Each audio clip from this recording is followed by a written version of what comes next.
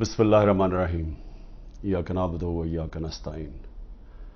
मेरे पाकिस्तानियों, आज मैं अली मोहम्मद की रिहाई पे मुझे खुशी इसलिए है कि एक तो ये साबित हो गया कि बेकसूर था। इसको तकरीबन 80 दिन अली मोहम्मद को इन्होंने जेल में रखा। उसके बावजूद ये साबित हो गया कि कोई इनके पास एविडेंस नहीं थी अली मोहम्मद को कि वो किसी किस्म के तशद्दुद में वो शरीक हुआ। और यही केस शहरियार अफरीदी का है। वो भी, उसको भी बेल मिल गई है। वो भी HQ केस जो हेडक्वार्टर्स का था, उसमें से भी वो इनके पास कोई एविडेंस नहीं थी।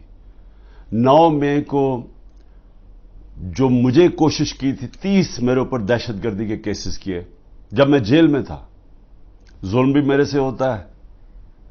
गैर कानूनी आईनी तौर पे मुझे वहां जिस तरह पकड़ के लेके जाते हैं मुजरिमों की तरह, और उसके बाद जब मैं जेल में होता हूं तो मेरे पे केसेस हो जाते हैं कि मेरी वजह से ये जो जलाओ घिरा हुआ। और उसमें भी मुझे मैं सलाम करता हूं जज साहब को, क्योंकि मुझे पता है किस तरह का प्रेशर है इस वक्त हमारी अदलिया के ऊपर। मैं सलाम करता हूं इसलिए कि आजकल के जमाने में हक और सच पे खड़ा होना आसान नहीं है। वीगो डाला पहुंच जाता है घर, लोगों के घरों के अंदर घुस जाते हैं, उनको जलील करते हैं, उनकी बिजनेसेस बंद कर देते हैं। तो इसलिए, और हर किसी को, ये सिर्फ हम अपने लोगों की बात नहीं कर रहे, जो इस जुल्म के निजाम का हिस्सा नहीं बनता और इसके खिलाफ हक की आवाज बुलंद करता है, उसको वो मुश्किलों का सामना करना पड़ता है जो पाकिस्तान की तारीख में किसी डिक्टेटरशिप में नहीं करना पड़ा। तो मैं इसलिए जज साहब को भी सलाम करता हूं। और मैं आज खास तौर पे अपने वो लोग जो सब कुछ बर्दाश्त कर चुके हैं, अली मोहम्मद, वालदा बीमार, उनको डायबिटीज है, अकेले लड़के हैं, उसके बावजूद पूरी कोशिश की इन्होंने उसको तोड़ने की कि किसी तरह वादा माफ गवाह बन जाओ इमरान खान के खिलाफ। फिर अगर वो नहीं बनना तो चलो पार्टी छोड़ दो कि हम अब 9 मई की मजम्मत करते हैं, हम अपनी फौज से प्यार करते हैं और हम PTI छोड़ रहे हैं। तो सारे फौज से प्यार करते हैं, सारे जो 9 मई को जो जलाई गई थी जगह, हमने सबने उसकी मजम्मत की है। लेकिन PTI छोड़ देते हैं। ये खड़े हो गए कि हम PTI नहीं छोड़ते, और इनको बड़ी बुरी हालात के अंदर रखा गया। शहरियार अफरीदी, उनके फैमिली में भाई उनके फौत हुए, उधर नहीं जाने दिया, जेल में रखा। और जिस तरह उसके ऊपर तोड़ने की कोशिश की गई, उनकी बीवी को पकड़ा, फिर एक दफा और पकड़ने की कोशिश की, बीवी बच्चों के साथ थी। तो मैं इनको खास तौर पर सलाम करता हूं। और एजाज चौधरी इस वक्त वो डायबिटीज के पेशेंट है, 70 साल उनकी उम्र है, उनका वजन कम हो चुका है, वो भी टूट नहीं रहे। मियां महमूद रशीद, हार्ट कंडीशन है, उनको चेस्ट पेन्स हुई, अस्पताल गए, उसके बावजूद वो खड़े हैं। डॉक्टर यास्मीन कैंसर की सर्वाइवर हैं, उम्र उनकी तकरीबन 75 साल है। वो उस वक्त की वो बैठी हुई है, और उनको क्या इमरान खान के खिलाफ वादा माफ गवाह बन जाओ कि इमरान खान ने कहा था जाके जला दो। जिस तरह 3-4 बच्चों को पकड़ा, उन्होंने उनको कहा जी इमरान खान ने कहा था कि कोर कमांडर घर भी जलाना है और फिर वो कोई कागजात है वो भी जलाने हैं। यानी लोगों को ये बिल्कुल समझते हैं कि भेड़ बकरियां, कोई अकल ही नहीं है अवाम में कि वो इमरान खान कहेगा जी कोर कमांडर के घर में कोई कागजात पड़े हैं जो जलवाना है। और उनसे ये 164 का बयान लिया। तो यही कोशिश कर रहे हैं डॉक्टर यास्मीन से, वो भी खड़ी हुई हैं। लेकिन जो मैं सबसे ज्यादा उमर चीमा, जिस तरह का उनके ऊपर तशद्दुद किया गया, उनकी बीवी गई कोर्ट हेयरिंग के ऊपर, उनको पकड़ के जेल में डाल दिया, वो भी कैंसर सर्वाइवर है। यानी औरतों के ऊपर कौन करता है। लेकिन औरतों के ऊपर मैं खास बात करना चाहता हूं। डॉक्टर जरका ने इनका एक रंगबाज है, जिसको मैं पॉलिटिशियन भी नहीं कहता, جو جب ڈیفنس منسٹر تھا اور فورن منسٹر تھا دبئی سے تنخواہ لے رہا تھا. یہ کبھی سنا ہے کہ دبئی کی کمپنی سے ایک ملک کا فورن منسٹر اور ڈیفنس منسٹر تنخواہ لے؟ اور اس کے بعد وہ بچ بھی جاتا ہے, اس کو کچھ ہوتا بھی نہیں ہے. اور وہ کیونکہ طاقتور حلقوں میں اس کے دوستیاں تھیں, جب وہ الیکشن ہار رہا تھا 2018 میں تو ایک ٹیلی فون کیا, باجوہ صاحب مجھے بچا لو میں ہار رہا ہوں. اور باجوہ صاحب سپر کنگ نے کہا فکر نہ کرو تم جیت جاؤ گے, اور اگلے دن وہ جیت جاتا ہے. تو وہ جس طرح ہمیشہ عورتوں کے خلاف زبان استعمال کرتا ہے, اس نے پھر سے کی. ڈاکٹر زرکا نے, سینیٹر ڈاکٹر زرکا نے جواب دیا, ان کی 2 کلینکس وہ بند کر دی. یعنی اس سطح پہ کون کرتا ہے؟ ہماری ڈاکٹر سیما ایم پی اے کراچی کی, ان کے گھر پہنچ کے ان کی کلینک اس کو بند کر دیا. ہماری سمابیا ایکس ایم پی, اس کے گھر کے اوپر پولیس پہنچ گئی. یعنی یہ کبھی ہوا ہے کیا؟ یہ کوئی دہشت گرد ہیں, یہ کوئی کسی انتشار میں ہیں, یہ انہوں نے کیا ہے؟ تو ایسے ہے کہ آپ تحریک انصاف کے آپ کوئی ممبر ہی ہوں, سپورٹر ہی ہوں, یہی کافی ہے. آپ کی بزنس بھی بند ہو جائے گی, آپ کو جیلوں میں بھی ڈال دیں گے, جھوٹے پرچے بھی ہو جائیں گے. یعنی صرف اب کوئی ضرورت نہیں ہے آپ کو کہ آپ نے کوئی جرم کرنا ہے. اس ملک میں اب جرم ہو گیا ہے تحریک انصاف کا ممبر ہونا, سپورٹر ہونا. کوئی اگر بزنس والا بھی کوئی سپورٹ کرتا ہے اس کے پیچھے بھی پڑ جاتے ہیں. آپ یہ سوچیں کہ شوکت خانم, اب شوکت خانم ساری قوم جانتی ہے کہ ملک کا سب سے بڑا خیراتی ادارہ ہے. ان کے ہر روز نوٹس آ جاتا ہے کہ جی فلانی ڈاکیومنٹ دکھائیں اور یہ ڈاکیومنٹ دکھائیں, جی وہ بتائیں کہ جناب کس نے ڈونیشنز دی تھی آپ کو. یعنی ایک یہ نہیں دیکھ رہے کہ اس سے نقصان کس کو ہو رہا ہے. کوئی فکر نہیں ہے کہ ملک کو کیا نقصان ہوگا. جو انہوں نے کیسز میرے اوپر اٹھائے ہوئے ہیں ذرا وہ سن لیں. سب سے اب جو قوم کے سامنے, کیونکہ الحق ہے, میرا ایمان ہے, ایمان ہی ہے تو میں یہ سارے ایک طرف کھڑے ہو گئے ہیں, اسٹیبلشمنٹ ساتھ کھڑی ہو گئی ہے, اکیلا ان کا مقابلہ کر رہا ہوں. صرف توحید پہ, لا الہ الا اللہ پہ, ایمان اللہ پہ ہے. اور جس طرح اللہ ہر ان کی جو بھی کوشش کرتے ہیں خود ہی سچ سامنے آ جاتا ہے. جو انہوں نے میرے اوپر القادر کا کیس کیا, اب القادر کا کیس کیا تھا کہ عمران خان نے جو القادر یونیورسٹی بنائی ہے, جدھر مکمل طور پہ مستحق گھروں سے وہ بچے جو کہ جن کے ماں باپ اعلیٰ تعلیم نہیں افورڈ کر سکتے, وہ سب پڑھ رہے ہیں مفت. اور میں بتا چکا ہوں سیرت نبی کو ہم نے بنایا کہ فیوچر لیڈرز بنے, تربیت ہو ان کو, اور ساتھ ساتھ اس کے ٹیکنالوجی بھی. یہ ہے اس کا جو ویژن ہے یونیورسٹی کا. اس کو سامنے لا کے بہت بڑی سکینڈل ہو گئی. اور اب پتہ چلا ہے کہ انہوں نے اپریل 2020 میں تفتیش کی تھی. وہ میں پہلے کہہ چکا ہوں آپ کو. نیشنل کرائم ایجنسی انگلینڈ کو رابطہ تھا نیب کے ساتھ. یہ جو سیٹلمنٹ ہوئی تھی ملک ریاض کی فیملی کی اور این سی اے کی, یہ سارا کچھ نیب کو پتا تھا. اور نیب نے اپریل 2020 میں یہ انکوائری بند کر دی تھی. ایک دفعہ انکوائری بند ہو جائے وہ نہیں کھول سکتے آپ. اور انہوں نے جو سب سے بات جو چھپا لی, جس کے اوپر اصل بات ہونی چاہیے, کہ این سی اے نے ملک ریاض کا جو پیسہ تھا وہ فریز کیا کیوں؟ وہ منی لانڈرنگ کی وجہ سے نہیں کیا. وہ انہوں نے کہا کہ ایک ٹرانزیکشن ہوئی, اور یہ سنیں ذرا غور سے, کہ حسن نواز نے پراپرٹی بیچی ملک ریاض کے بیٹے کو, اور وہ جو پراپرٹی بیچی وہ 50 ملین پاؤنڈ کی بیچی. انہوں نے کیوں, نیشنل کرائم ایجنسی انگلینڈ نے کیوں اس کے اوپر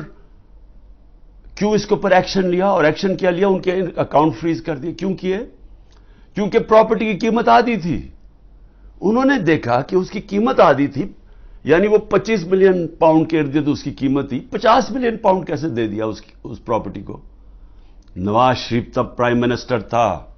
ये 2000 जब हुआ, ये 16-17 में जब प्राइम मिनिस्टर था, तो प्राइम मिनिस्टर ने उस वक्त अपना जोर लगा के वो दुगनी कीमत के ऊपर प्रॉपर्टी मलिक रियाज को बेची। ये पहले तो ये बताएं पैसा किधर से आया, किधर से हसन नवाज के पास इतना पैसा आया? जब वो मुल्क से बाहर भागे उनसे ये सवाल पूछे गए ना, क्योंकि बता ही नहीं सकते। पैसा चोरी का था और फिर वो प्रॉपर्टी दुगनी कीमत पे बेच देते हैं मलिक रियाज को। वो किस लिए बेची? और वो असल कहानी वो है आल कादर की। असल वो उसके ऊपर बात नहीं कर रहे। कोई पूछ नहीं रहा नवाज शरीफ से कि बताएं जी बेटे ने ये प्रॉपर्टी और आपको क्यों इतनी महंगी प्रॉपर्टी खरीदी मलिक रियाज ने। और ये भी हो गया कि सारा कुछ पता था नैब को। इनका जो डिप्टी वाइस चेयरमैन है इस वक्त नैब का, वो उस कमेटी मीटिंग में बैठा हुआ था जब ये केस क्लोज किया गया। मुझे 3 घंटे इन्होंने बिठाया, सवाल करते हुए मेरे से पूछा, जब इनको सारे पता था जवाब, क्योंकि वो डिप्टी चेयरमैन को भी पता था, प्रोसिक्यूटर जनरल को भी पता था। उस वक्त जो डायरेक्टर थे नैब के पिंडी में, मंगी साहब, वो भी बैठे हुए थे उस मीटिंग पे। तो इनके पास तो मिनट्स पड़े हुए हैं उसके। तो फिर ये क्यों मेरे ऊपर सारा कुछ किया और ये जो मेरा वारंट निकाले और मुझे अरेस्ट किया। और दूसरी ये जो तोशाखाना, ये तोशाखाना एक आम केस नहीं चल रहा है, ये ऐसे मिलिट्री ट्रायल चल रही है। यानी कि एक फेयर ट्रायल का मुझे मौका ही नहीं दिया जा रहा। खैर वो उसके ऊपर फिर से मैं सब जुडिस से ज्यादा बात नहीं करता, लेकिन ये मैं कहूंगा कि मेरे से वो सवाल पूछे जा रहे हैं जो आज पाकिस्तान की तारीख 70 साल तारीख में कभी किसी से, जिनको भी कितनी गिफ्ट्स मिली हैं तोशाखाना में, 70 साल से मिलती है गिफ्ट, कोई नई तो चीज नहीं है। कभी किसी से वो सवाल नहीं पूछा कि जी आपको जो तोशाखाना की गिफ्ट मिली थी वो आपने आगे बेची किसको, या आपने गिफ्ट किसको की। कभी किसी से आज तक ये पूछा है? कभी किसी से पूछा है कि तोशाखाना जब आप कीमत अदा करके वो ले लेते हैं गिफ्ट, उसके बाद आपकी प्रॉपर्टी आप जो मर्जी करें? भाई आप कौन है पूछने वाला कि मेरी प्रॉपर्टी से मैं जैसे गिफ्ट करूं या मैं बेचूं? जब तक कि जो भी मेरा चीज हो वो मैं डिक्लेयर करूं, तो मेरा सारा डिक्लेयर्ड है मेरे टैक्स रिटर्न्स में। तो वो सवाल पूछे जा रहे हैं आज, वो वजह इसकी है इनको मिल कुछ नहीं रहा। ये 3.5 साल में जितना मैं प्राइम मिनिस्टर हूं, इनको ये 2 चीजें मिली हैं। इसको करप्शन कह रहे हैं, ये जो तोशाखाना है, और दूसरा चीज अल कादर। ये 2 करप्शन के केसेस मेरे पे मिले हैं। इन 3.5 साल में जब नवाज शरीफ प्राइम मिनिस्टर बना था, 17 इसने फैक्ट्रियां बना चुका था 3.5 सालों में, और सरकारी बैंकों से कर्जे लेता था, फैक्ट्रियां बना लेता था, और बाद में वो कर्जे माफ करवा लिए। और जो पैसा दिया वो 20 साल के बाद वापस, जो थोड़ा सा और मार्कअप माफ करवा के वो भी थोड़ा सा पैसा दिया। उनसे कभी पूछा? जरदारी इस टाइम के अंदर मिस्टर 2 साल में उसको मिस्टर 10% सारी दुनिया कहना शुरू कर दी थी कि हर चीज पे कमीशन कमाता था। तो ये 2 चीजें मिली हैं 3.5 साल में, और इंशाल्लाह ये मैं साबित करूंगा जब केस आगे बढ़ेगा। लेकिन मौका देना चाहिए मुझे पूरी तरह जवाब देने का। दूसरी चीज जिसके ऊपर मैं बात करना चाहता हूं वो है कि ये जो साइफर के अंदर, और साइफर के अंदर मैं फिर से वाज़ेह कर दूं कि बड़े क्लियर कानून बना हुआ है। साइफर होती है फॉरेन ऑफिस के अंदर, जो सीक्रेट कोड वो फॉरेन ऑफिस पे रहती है। ये इंस्ट्रक्शंस हैं कैबिनेट डिविजन्स के, इसके अंदर कोई और किसी के पास वो जो कोड वाला साइफर है वो नहीं जा सकता। और जो मेरे पास आया था वो मुझे फिर से बुलाया, बड़ा अच्छा है, एफआईआर के सामने फिर पेश होऊंगा। लेकिन जो मेरा मुझे कहते हैं कि आपने वो जो साइफर के अंदर चीज लिखी हुई थी वो पब्लिक कर दी, वो पब्लिक तब हुई जब मैंने नेशनल सिक्योरिटी काउंसिल के सामने रखा, जो कि मुल्क का सिक्योरिटी का सबसे बड़ा इदारा है। उस इदारे के अंदर पहले रखा, उस इदारे ने वो साइफर को देखा जो उसके अंदर लिखा हुआ था, वो नहीं जो कोड है, जो उसका मफहूम था, और उस इदारे ने फैसला किया कि अमेरिका को डिमार्श करनी चाहिए कि उन्होंने हमारे अंदरूनी हालात में मुदाखलत की है। ये जब नेशनल सिक्योरिटी काउंसिल ने कह दिया پھر سب کو پتا چل گیا کہ کیوں کہا ہے، کیونکہ وہاں سے ایک ان کے آفیشل نے کہا کہ جناب عمران خان کو جب تک آپ ہٹائیں گے نہیں نو کانفیڈنس میں، تو پاکستان کے اوپر بڑی مشکلات ہوگی. تو یہ تھا اس کا، تو یہ سب کو پتا چل گیا. اس کے بعد تو اس میں کیا سیکرٹ رہ گئی، پھر کون سی سیکرٹ میں نے وائلیٹ کی، تو یہ بھی انشاءاللہ آ جائے گا سامنے. لیکن ایک چیز ہے کہ وہ جو سیکرٹ کو جو تھی وہ یاد رکھیں، اس میں گورنمنٹ بدلی گئی. یہ سازش ہوئی تھی میرے خلاف نہیں، پاکستان کے خلاف. اور جو وہ گورنمنٹ بدلی گئی، میں صرف آپ کو بتانا چاہتا ہوں کہ اس کے بعد ہوا کیا. آج پاکستانیوں کو کس چیز سے گزرنا پڑ رہا ہے. 16 روپے یونٹ بجلی تھی جب ہم گئے اپریل کے اندر، آج بجلی 50 روپے یونٹ پہ پہنچ گئی ہے. آپ ذرا پوچھیں تنخواہ دار لوگوں سے کہ ان کے اوپر آج کیا گزر رہی ہے. یہ کون ذمہ دار ہے اس کا؟ وہ جنہوں نے سازش کر کے گورنمنٹ گرائی تھی. اور اصل انکوائری یہ ہونی چاہیے جو میں نے سپریم کورٹ کے چیف جسٹس کو کہا تھا، آپ کو انکوائری کرنی چاہیے کہ یہ قوم سے بہت بڑی سازش ہوئی ہے، قوم سے دھوکہ ہوا ہے. اور اس کا ذمہ دار جنرل باجوہ تھا. اور اس لیے کیونکہ وہ تھا، کسی نے جرت نہیں پڑی کسی کی اس کے اوپر انویسٹیگیشن کرنے کی. آٹا 55 روپے 60 روپے سے پہنچا ہے آج کے جی 150 روپے پہ. سوچیں کہ یہ عام آدمی کی خوراک ہے آٹا. اس کے بعد چاول دگنی قیمت ہوگی جو چاول تھے. چینی ہمارے دور میں بڑا شور مچا، چینی چور. ہم نے انکوائری کروائی، چینی کی قیمت 80 روپے تھی، آج چینی 160 روپے پہ پہنچ گئی ہے. سارے جو بڑے بڑے شوگر مل مافیا وہ سارے بیٹھے ہوئے ہیں آج گورنمنٹ کے اندر. اور پھر یہ دودھ بڑا ضروری ہے کیونکہ بچوں کے لیے بہت ضروری ہے. 150 روپے لیٹر سے گیا 230 روپے لیٹر پہ. اور دال جو عام آدمی کھاتا ہے 310 روپے سے 520 روپے پہ گئی ہے. 310 روپے کے جی سے 520 روپے کے جی پہ دال گئی ہے. یہ عام لوگوں کے کھانے کی چیزیں ہیں. یہ ذرا بتائیں کہ کون ذمہ دار ہے جس نے یہ جو ساری سازش ہوئی تھی. اور انشاءاللہ جب بھی انکوائری ہوگی ثابت ہوگا کہ بہت بڑی ایک چلتی ہوئی حکومت کو مشکل وقت سے جو پاکستان کو نکالتی گئی اس کو گرا کے تو یہ ہوا. میں آخر میں صرف چیزیں کہنا چاہتا ہوں. ایک تو میرا پیغام ہے، یہ جو پولیس والے، یہ جو نامعلوم افراد عام پلین کپڑوں کے اندر گھس جاتے ہیں لوگوں کے گھروں میں، سارا گھر توڑتے ہیں، چوری کر لیتے ہیں، جو تشدد کرتے ہیں لوگوں پہ، جو ظلم کرتے ہیں، ٹارچر کرتے ہیں لوگوں کو جیلوں کے اندر، جنہوں نے سوشل میڈیا کے بچوں کو صرف ٹویٹس کے اوپر اٹھا لیا اور ان کو تشدد کر کے واپس بھیجا، جو صحافیوں کے اوپر ظلم کر رہے ہیں. عمران ریاض جو ابھی تک غائب ہے، پتہ نہیں کہ کدھر وہ گیا ہوا ہے. عدالتوں بے بس ہو گئی ہیں، عدالتوں کے پاس بھی وہ بھی ہاتھ کھڑے کر دیے کہ جی وہ پروڈیوس کرو.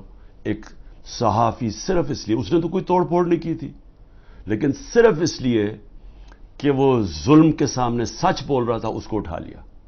4 پاکستان کے ٹاپ صحافی ملک سے باہر گئے ہوئے ہیں، ملک چھوڑ کے چلے گئے کیونکہ وہ سچ نہیں بول سکتے تھے. اور ان کے اوپر یہی قسم کا جو عمران کو پہلے اس کے اوپر تشدد کیا، پھر جو اب اس کو غائب کیا ہوا ہے، خوف پھیلایا ہوا ہے. باقی سارا میڈیا کنٹرول میں ہے. صرف وہ تب بول سکتے ہیں اگر عمران خان کی کوئی برائی ہو، پروپیگنڈا، وہ بول سکتے ہیں. وہ کوئی سچ نہیں بول سکتا آج. اور مجھے افسوس یہ ہے کہ ان میں سے جو ہم بڑے بڑے نام سمجھتے تھے کہ وہ صحاف کے لیے ان کی بڑی قربانیاں ہیں، وہ بھی آج گھٹنے ٹیک کے سامنے بیٹھے ہوئے ہیں. لیکن مجھے افسوس اور ہے ہیومن رائٹس آرگنائزیشنز پہ. مجھے افسوس ہے جو کہتی ہیں ہم عورتوں کے لیے NGOs بنے ہوئے ہیں، ہم عورتوں کے لیے حقوق کے لیے کھڑے ہیں. یہ واحد پارٹی ہے پاکستان کی تاریخ میں جس نے پہلی دفعہ خواتین کو پالیٹکس میں لے کے آئیں. انہوں نے شرکت کرنی شروع کی، جلسوں کے اندر عورتیں آئیں، فیملیز آئیں. یہ پہلی دفعہ ہوا ہے ہمارے ملک میں. یہ خوشائن چیز ہے کہ ملک کی جتنی بڑی پارٹیسپیشن ہوگی پالیٹکس کے اندر، اتنا بہتر وہ احتساب کریں گے حکمرانوں کا. جتنی زیادہ بڑی ٹرن آؤٹ ہوگی اس کا مطلب کہ عوام نظر رکھ رہے ہیں حکمرانوں کے اوپر. تو اصل تو ڈیموکریسی کا مطلب ہی یہ ہے کہ عوام احتساب کرتی ہے جو حکومت کرتے ہیں وہ دیکھتی ہیں ان کا، تو عوام تو آج پہلی دفعہ نکل رہی ہے، اس طرح ٹرن آؤٹ ہو رہا ہے، عورتیں نکل رہی ہیں، اور ان عورتوں کے اوپر جان کے یہ تشدد کیا جا رہا ہے باقی عورتوں کو ڈرانے کے لیے کہ وہ نہ گھروں سے نکلیں، کہ وہ چپ کر کے سہم کے بیٹھ جائیں۔ تو کدھر گئی ہیں ہیومن رائٹس جو عورتوں کو ریپرزینٹ کرتی تھیں؟ کدھر ہیں وہ عورتیں؟ کیوں نہیں بول رہی؟ یہ جو ظلم ہو رہا ہے ان عورتوں کے اوپر، وہ بیچاری صنم اور طیبہ، وہ تو تحریک انصاف میں ان کا کوئی عہدہ نہیں ہے، ان کو جیلوں میں ڈالا ہوا ہے۔ وہ صنم کے خامد آیا، اس کو پکڑ کے لے گئے، اب ان کا گھر میں بچہ ہے، وہ کیا کرے گا؟ دونوں کو پکڑ کے لے گئے۔ عمر چیمہ، اس کی بیوی، میں پھر سے کہتا ہوں وہ کینسر کی سفرر ہے، کینسر کی سے اس کو پکڑ کے جیل میں ڈال دیا، صرف اور صرف دہشت پھیلانے کے لیے کہ عورتیں گھروں سے نہ نکلیں۔ اور پھر سے کہ نہ یہاں بول رہی ہیں نہ باہر، بڑی فکر ہے افغانستان کی عورتوں کی، بہت فکر ہے، اور ہے ٹھیک ہے کہ اسکولوں میں سب سے زیادہ ملک کی بہتری ہوتی ہے جب عورتیں پڑھی لکھی ہوتی ہیں، اور پاکستان میں تو خاص طور پہ جب آپ کی آبادی تیزی سے بڑھ رہی ہو تو اس کو روکتا ہی ہے کہ پڑھی لکھی، جب آپ کی بچیاں پڑھی لکھی ہوتی ہیں، عورتیں پڑھی لکھی ہوتی ہیں۔ لیکن کیوں فکر نہیں ہے کہ یہ پاکستان کی عورتوں سے کیا ہو رہا ہے؟ تو ایک تو یہ ہے۔ میں آخر میں صرف یہ کہنا چاہتا تھا کہ جو مرضی آپ کر لیں، یہ آپ جو سب کچھ کر رہے ہیں، یہ جو سارا دہشت پھیلائی ہوئی ہے اور لوگوں کو جیلوں میں ڈالا ہوا ہے اور گھروں میں یہ توڑ پھوڑ کر رہے ہیں، یہ آج میرا دن یاد رکھ لیں، جب بھی الیکشن ہوگا آپ تحریک انصاف کو روک ہی نہیں سکتے، کیونکہ آپ لوگ اگر سہم بھی گئے نا، دلوں کے اندر ان جو فیصلے اور ذہنوں میں کر بیٹھے ہیں وہ اس سے نہیں پیچھے ہٹنے لگے۔ جب ایک آبادی ایک طرف آ کے کھڑی ہو جاتی ہے، قوم کھڑی ہو جاتی ہے، کوئی دنیا کی پاور اس کو روک نہیں سکتی۔ یہ صرف عارضی طور پہ آپ تھوڑی دیر لوگوں کو سہم جائیں گے، ڈر جائیں گے۔ میں چیلنج کرتا ہوں کہ جب بھی الیکشن ہوں گے آپ ڈیلے بھی کر دیں، ابھی ڈرے ہوئے ہیں کہ جی ابھی نہ کرو الیکشن، آپ اگلے مارچ کر دیں۔ میں آپ کو چیلنج کرتا ہوں کہ تحریک انصاف سویپ کرے گی الیکشن انشاءاللہ۔ مجھے جیل میں ڈال دیں، ڈسکوالیفائی کر دیں، جیتنا تحریک انصاف نے، کیونکہ قوم فیصلہ کر بیٹھی ہے۔ اور یہ جتنے آپ حربے استعمال کر رہے ہیں، آپ تحریک انصاف کا ووٹ بینک اور بڑھتا جا رہا ہے۔